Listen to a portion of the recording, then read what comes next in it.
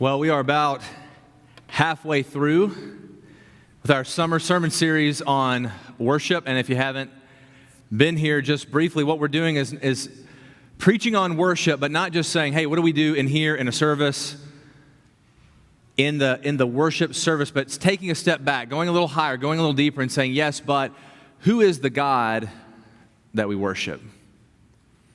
And how does knowing Him transform every other part of your life?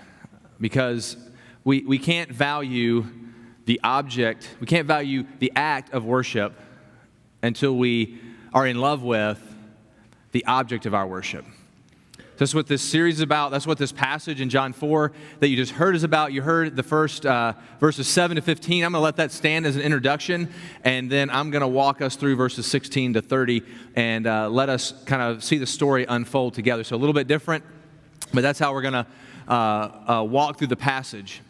And when you look at the passage, and you look at John 4, and we get further in, you will see that the obvious thing about the passage is that it's about worship.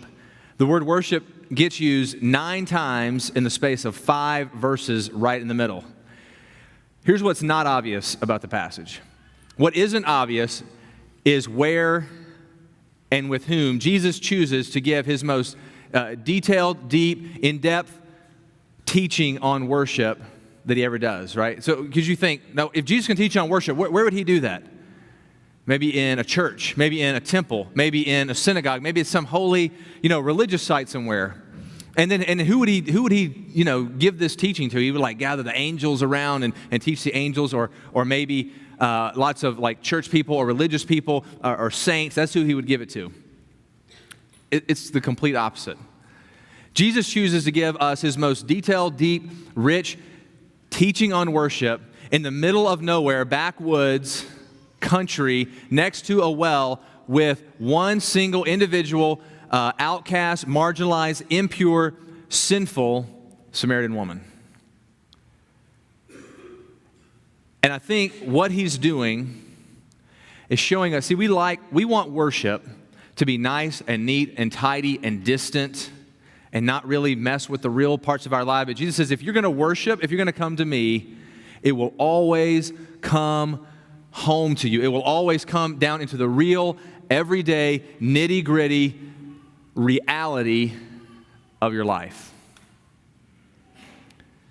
That will always be the case. And so Jesus is going to show us how coming to worship, coming to Him, does this, and He's going to teach us really 3 things here, that coming to worship, coming to Jesus will always expose your deepest pain, it'll always reveal your deepest need, and then transform your deepest sin. So expose, reveal, transform. And the very first thing He says is going to expose you. It's going to expose your deepest sin, your deepest pain.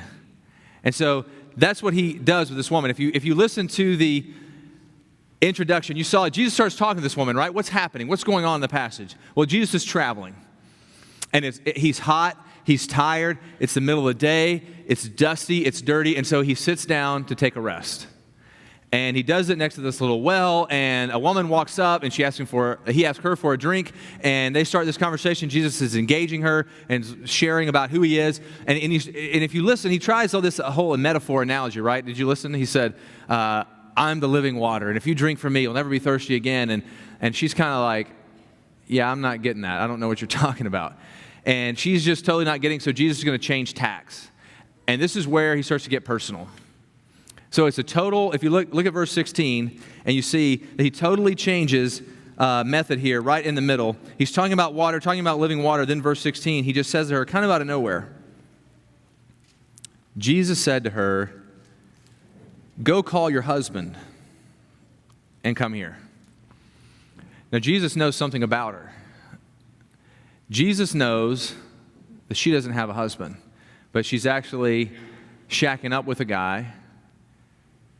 And He knows this, but she doesn't know that He knows, if you know what I mean.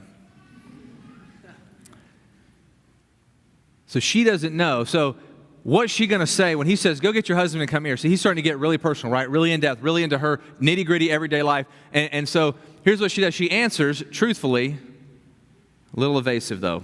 Verse 17, the woman answered him, I have no husband. Now, this is true, but she's still evading what's really true, right? So it's like when I say to my kids, have you been playing near the road again? And they could look at me and they could truthfully say, no, Daddy, we have not been playing near the road. Why? Because they were playing smack dab in the middle of the road, right? Smack dab is a southern word, just kind of comes out every now and then when I get fired up. So they can tell me the truth, but it's evading the truth, and that's what she's doing.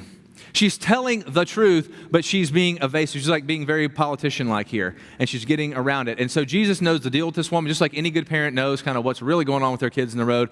Jesus knows what's going on with her, and so verse 18, or into verse 17, into 18.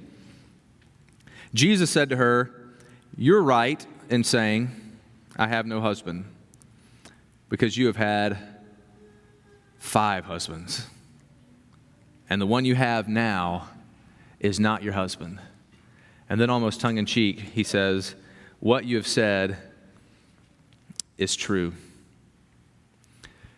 He says, you're a 5-time divorcee, and you're now shacking up with the 6th man. And when you hear that, you got to think, wow, I mean, Jesus just puts that out there. Why does he do that? Isn't that kind of cruel? Isn't it kind of mean? But here's what he's doing. He's pushing on one particular kind of pain that exists in the world. One particular kind of pain that exists in your life, and it's called sinful pain. It's called the pain that comes into your life that's a result of what you have done. And Jesus is saying, let's just be honest to this woman and to us. Let's just be honest. Some, not all, some of the pain, not everything, but some of the pain in your life and in my life is a result of what we have done, of what we have chosen, of the sin we committed.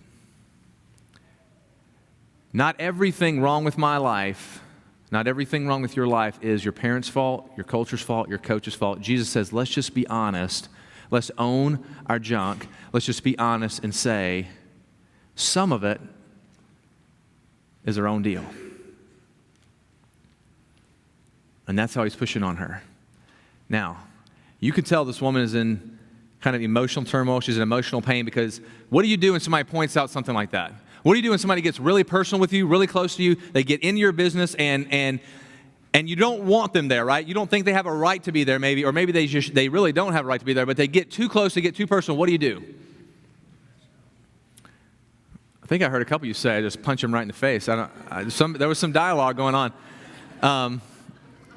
That could be an option, but she's a Samaritan woman, and it's probably not going to happen that she just punches Jesus in the face. So she tries a different tactic. And what some of us do is anybody gets too close to us, God gets too close to us, what do? We change the subject, push away, get it distant. It's too close. So verse 19, she's like, let me try a theological abstraction here, right? Let me just try a little question that might throw him off the scent.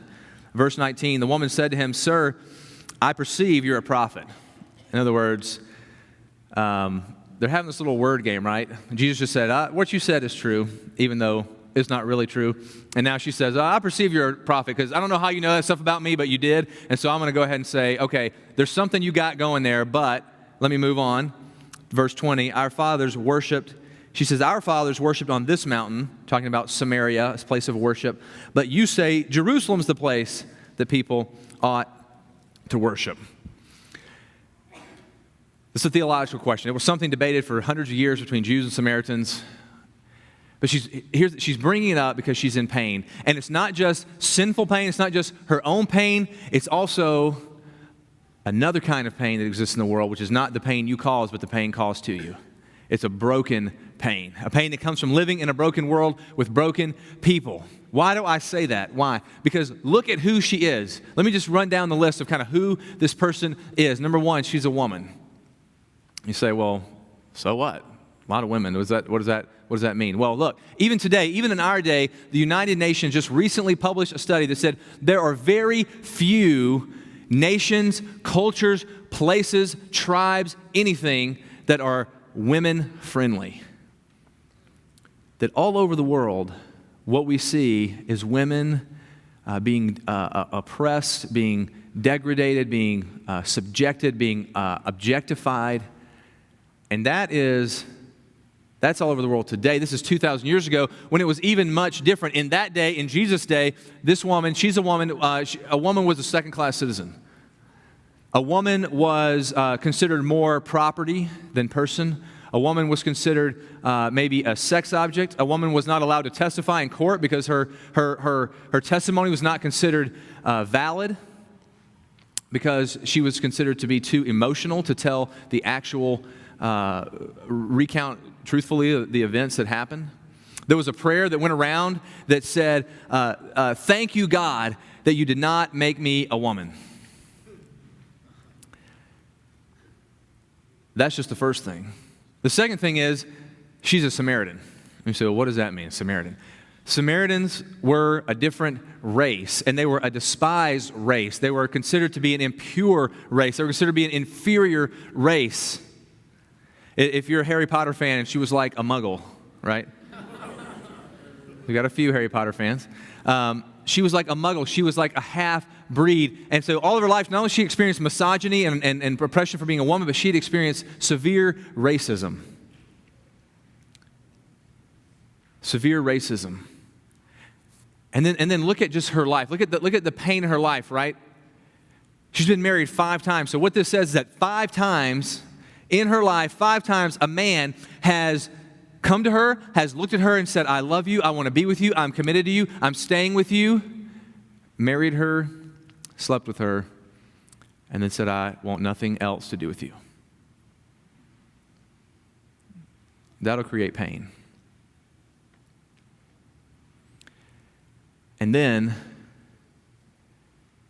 notice that she's at the well alone.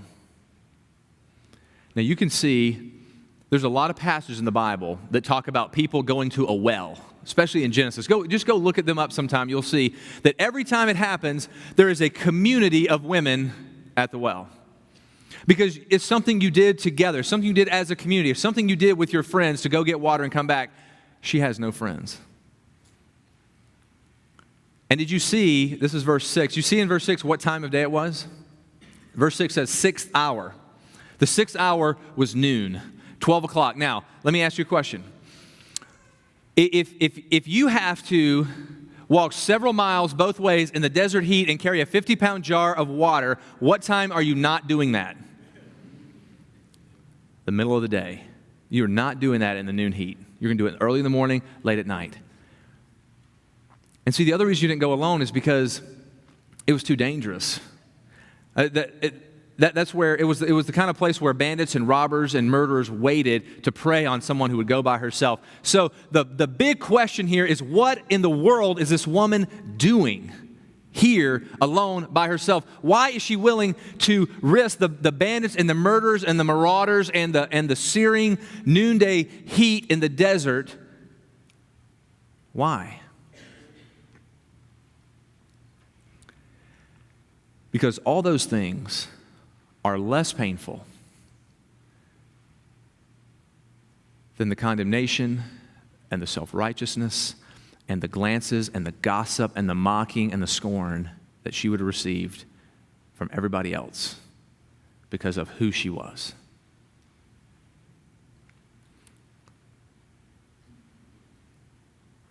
And so you look at the passage and you go, if she's so broken, if she's so hurting, why does gentle Jesus just dig? I mean, it's like he just pushes on. This is the most painful thing in her life, and he's just bringing it up. He's just bringing it right in the open. He's just twisting the knife on her. Why does he do this? And a lot of you are thinking, you know what? That's what religious people do. That's what you religious types do. You're always looking down at people. You're always looking down your nose. You're always condemning. And that's why I really don't want to have anything to do with you. There are a lot of you here that have experienced that. A lot of you here that have been wounded by that. There are a lot of people who are not here because they want nothing to do with Christianity, because they see that happening. And it looks, on the face of it, like maybe Jesus is just leading us and that maybe Jesus is doing that too. But notice something. Jesus is so much different than many of his followers. Jesus is so much different than many of his followers are. Why do I say that? Because this woman's out by herself, alone, noonday heat, right? She's hiding, she's running, she's concealing, she's running and hiding all her life from people, but she does not run from Jesus. Why does she not run from Jesus? Why does she not hide from him? Why does she not put her face down and walk away? Why does she not get away?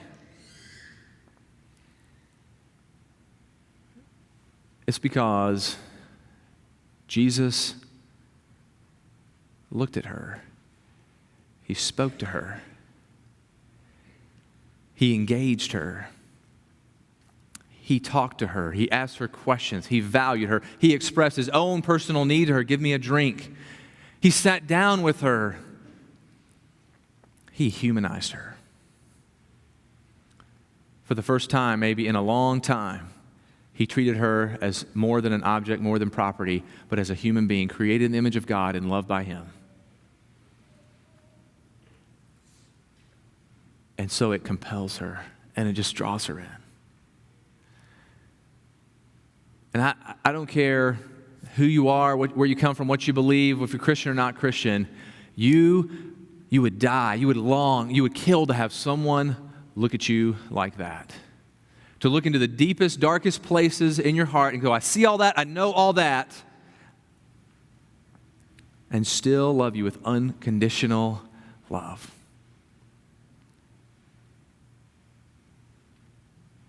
And that's what Jesus does. You see, we don't even understand these social mores that go on, but she mentions it in verse 9. How are you, a man, talking to me, a woman, a Jew talking to a Samaritan? That men did not talk to women in public. You could not do that. That was against the law. Jews do not talk to Samaritans in public. Rabbis, holy rabbis, do not talk to impure women. And yet here's Jesus with this woman going, I will cross every boundary. I will break down every wall. I will violate every religious and cultural and social taboo that exists so I can have you.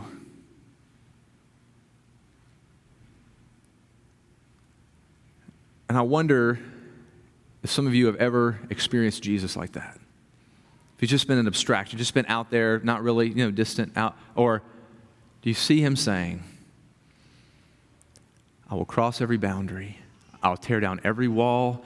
I will fight any enemy. I'll bear any burden. I'll pay any price to have you.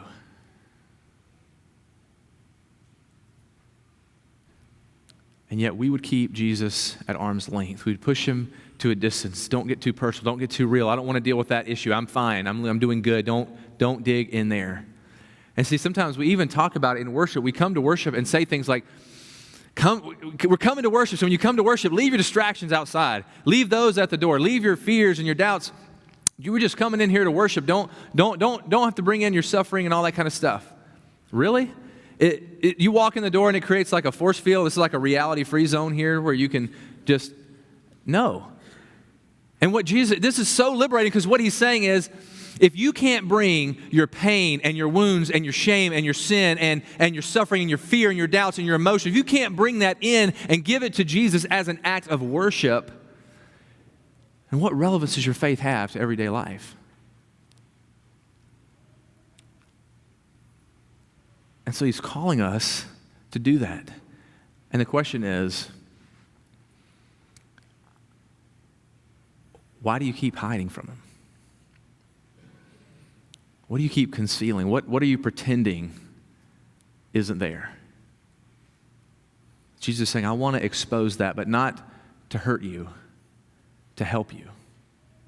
Like a skilled surgeon, I'm only going to open you up so I can sew you back. I'm only going to wound you so I can heal you. See, what happens when our pain gets exposed, right? It tells you what you need. When you have pain in your life, it reveals what you need, right? If I have a headache, then I need some medicine. I need to take some Tylenol. And that's what Jesus is doing. Say, coming to me will not just expose your pain, expose your deepest pain. It's going to reveal your deepest need. And that's what Jesus does. He starts to answer the woman's question, right? Remember the question that she asked him about the worship and where do we worship? And this is his answer in verses 21 and down, 21 to 24. Jesus said to her, "Woman, believe me, The hour is coming when neither on this mountain nor in Jerusalem will you worship the Father. You worship what you do not know. We worship what we know. Salvation is from the Jews, but the hour is coming and is now here when true worshipers will worship the Father in spirit and in truth. For the Father is seeking such people to worship Him. God is spirit, and those who worship Him must worship in spirit and in truth. Now, he answers her question, but he does it kind of cryptically, right? What is he actually saying there? And here's the basic thing of what he's saying. You're asking where to worship, and where is the wrong question. The question is not where, the question is who. She said, you worship what you don't know. You don't know who this God is, and so the first thing you need is actually the truth. And she says, and so he's pushing on that, say, you worship, you're talking about, do we worship here in this location or there in that location, as if God were confined to four walls, as if God could be confined to a temple, as if God can be confined to one particular race like Jews or Samaritans. And he's saying, you need the truth to hear that God is the God of the world, God is the God of all nations and all tribes and all tongues, and that God is a universal God, that He created everything and owns everything and now is redeeming everything. And he's saying the truth is, you need the truth because the truth is God is everywhere, and if God is everywhere, then worship is everywhere. See, if God's here in this little building, like this is His natural habitat, if this is here and He's just kind of hoping, wishing, I hope somebody comes by and just gives me some uplifting praise today. We'll see if it happens. I don't know. If that's all He is, and then He's confined to an hour or two of your life every week. But if God is everywhere and owns everything, then every part of your life is worship. And that's why He says you must worship in spirit. In other words, in the deepest part of who you are, in the depths of who you are, from all that you have, all that you are, you worship, but always according to truth, the truth that God reveals. And the truth is that God is bigger than our denominations and bigger than our particular churches and bigger than our races and bigger than men and women. And God is the God of all people. And therefore requires all of our worship. And I know that probably some of you are still going like, I'm just not the religious type, worship. I don't even know how to do that. I don't know what that is, what's going on. And I said this last week, I'm just going to say it again briefly, is that every person worships. Because worship just means to value something, treasure something, love something, right? I love it, and therefore I'm giving myself to it. I'm giving allegiance, I'm giving time to it. And the question, therefore, is never if you worship, but what you worship. And what we worship will always change and make things completely different in your life. Let me just give you an example. So we have a lot of young single guys in our church. So let's say that I introduce one of them to a woman, and they start to date, and he's looking at her, and he's kind of saying, man, I think I really like her. The more he's with her, the more she just seems beautiful. And the more he's with her, he's just like, man, that's awesome. And I could just talk to her forever. And I just love to listen to her voice and we'll spend more time. And then suddenly, what does he do? He starts to think more about, okay, this relationship's growing. What implications does it have? How should I be doing this? And he starts to commit himself more to her and give her more time and give her more attention. And pretty soon, if things keep growing and maturing, like they get married, and if the girl's friends see, the guy like just going all out in the relationship, right, what will they say? They'll say, and usually like with a swoon and like some batting their eyes, like, he just worships the ground you walk on. He worships the ground you walk on. But, all they're really saying is, man, he adores you, and so much so that he's giving up so many other things. Like he gives himself to you. He's thought through his whole life based on you, revolved around you, right? Now, guys, we have a little different language. Guys will say, oh, he's whipped. He's wrapped, right? The truth they're pointing to is this, is that, you used to complain about spending $2 for a taco at Taco Bell. And now, you're going to, on Valentine's Day, take her to a $100 dinner. All right. Maybe not.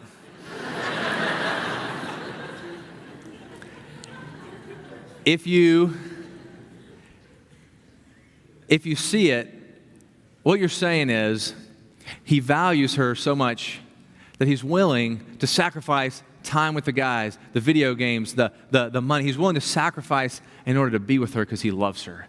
And if that can change your life that much with a human being, how much more so with the ultimate being, God himself? Completely change your life. You start to think through your whole life, your ramifications. What am I doing? How am I living? What's going on? And that's what Jesus is bringing. He's bringing it home, bringing it down, bringing it reality, bringing it nitty-gritty life. And the woman is hearing him, but I think she's a little skeptical here. And I think we can follow this, right? So anytime somebody claims to have, like, here's the truth you need to believe, we kind of like used car salesman skepticism, right? Like, just like, I don't know. And our culture starts to do that. And so she says in verse 25, and I think she's kind of speaking to those of us who like, you know, Christians are always talking about truth. I'm not sure if I get it. So she says in verse 25, the woman said to him, I know Messiah is coming, he who is called the Christ. When he comes, he'll tell us everything. So do you get kind of what she's saying here? Do you get kind of what she's getting at? She's basically saying, look, yeah, one day this Messiah is going to come and he'll tell us everything. And maybe someday somebody will sort all the truth out and what's right and what's wrong and religions and worldviews and all that kind of stuff. But until then, I don't want to be bound by some truth that you're giving me. I don't want to be constricted by that. I don't want to be, hemmed into a corner there. So you have your truth. I'll have my truth. You follow your heart. I'll follow my heart. It sounds so familiar. And she's really asking the trust question. Sounds true. How do I know I can trust you, Jesus? And the answer is in verses 21 and 23, where you see Jesus say, my hour is coming. What is his hour? What is his hour?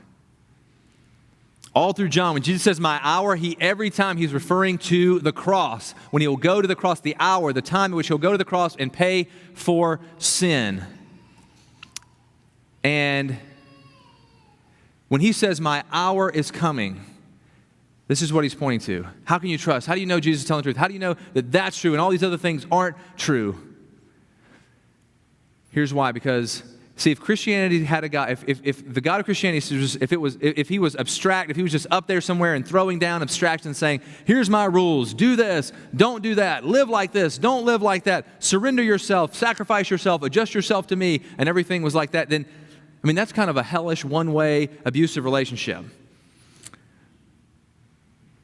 With Jesus, it's just the opposite, because it's about his hour, where the God of the universe said, I will be surrendered for you.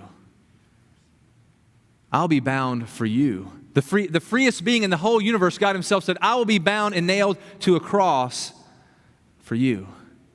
I'll be constricted. I'll adjust myself. I'll surrender myself. I'll sacrifice myself for you.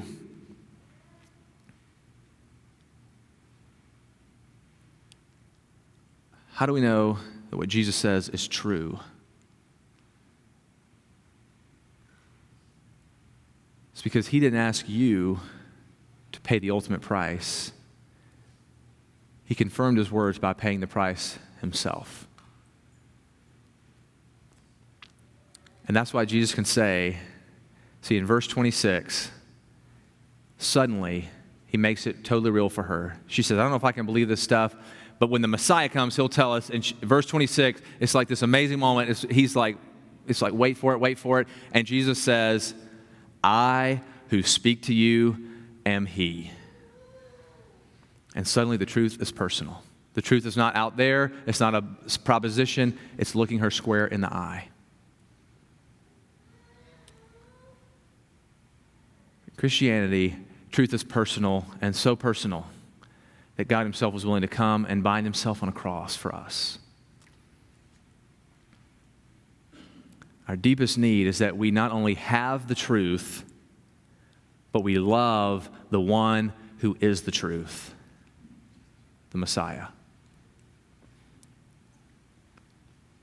And so when you see that, when you get that, when that comes about, it is the most freeing and liberating thing that can happen to you. So you get the pain gets exposed, sin gets exposed. You see the need. What we need is the truth, but not just an abstract principle. We need the Messiah to come. We need Jesus, and then what Jesus says, that will transform you completely. It's so liberating. Look at what it says in verses 28 to 30. Verse 28, after this, it says, the woman left her water jar, just dropped it there.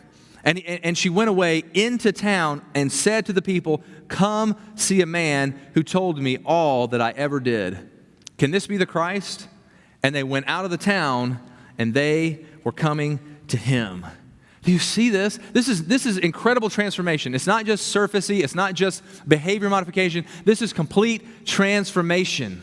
Complete, dynamic, fundamental change. Why do I say that? Because, remember, she's out there by herself. She's running. She's hiding. She's cowering. And now the very people she's been hiding from, the very people she's been cowering away from are the people that she turns around and runs right back to. And those people that she feared their looks and their glances and their eye contact and their self-condemning looks, she goes and she looks them right in the eye. And you hear what she said? Come and see. Verse 29, come and see. So you're like, I'm trying to talk to friends and neighbors about Jesus. I don't know how to do that, man. I think you got to have some special training. She has no evangelism class. She doesn't know anything. She just knows Jesus has changed her. And now she says to people, come and see. You come and see if it's true. You come and see if it's real. I'm telling you it happened to me, but you come and see. That's simple. It's basic. Anybody can do that. But did you see what she said after that? Come and see what? Come and see a man who told me all I ever did. Jesus didn't tell her everything she ever did. He didn't tell her like her whole life story. All he told her was she'd been divorced 5 times and she was living with a 6th man. But see, to her, that's the fundamental heart of her whole life. That's all she ever did. That's all she ever was. That's all she ever was is messing up, screwing up, having people oppress her and hurt her. That's all she ever did.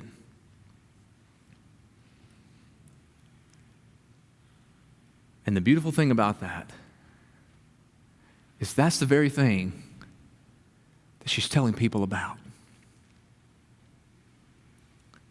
See, her greatest, deepest sin, her greatest shame, the thing from which she was afraid to face other people, that she wanted to bury and hide herself, that thing, now Jesus has transformed from her most shameful part of her life to her most powerful testimony. It's been completely flipped. It's been completely changed.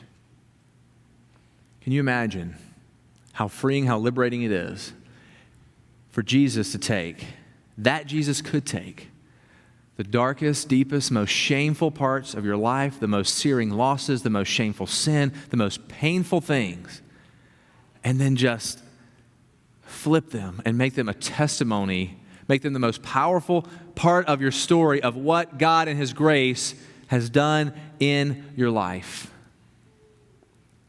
Imagine how liberating that would be. And then imagine if it was taken back, not just as personal transformation, but community transformation like she did, and it was run back into the town, into the community, into the families, and shared with the community. Because what she shows us is, look, every person must have a personal relationship with Jesus. But that relationship must never remain merely personal. It has to go into the community because it's good news. And so Jesus has completely transformed her life.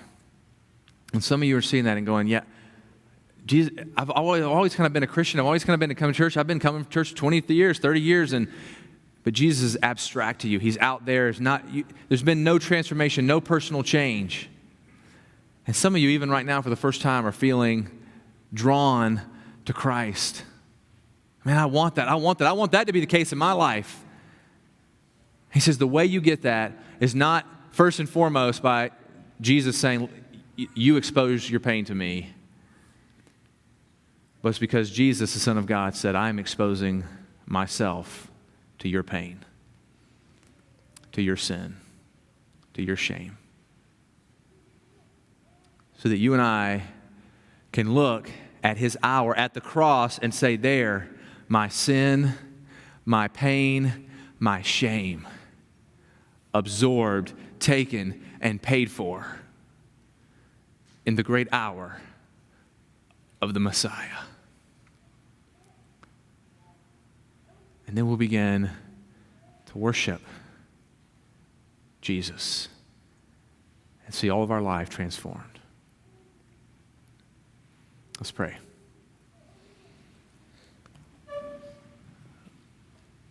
Lord Jesus, you're good.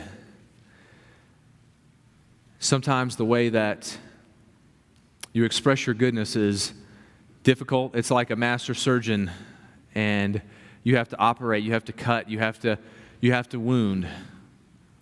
But Lord, you are the master surgeon. You have never lost a patient on your table. And you only wound in order to heal.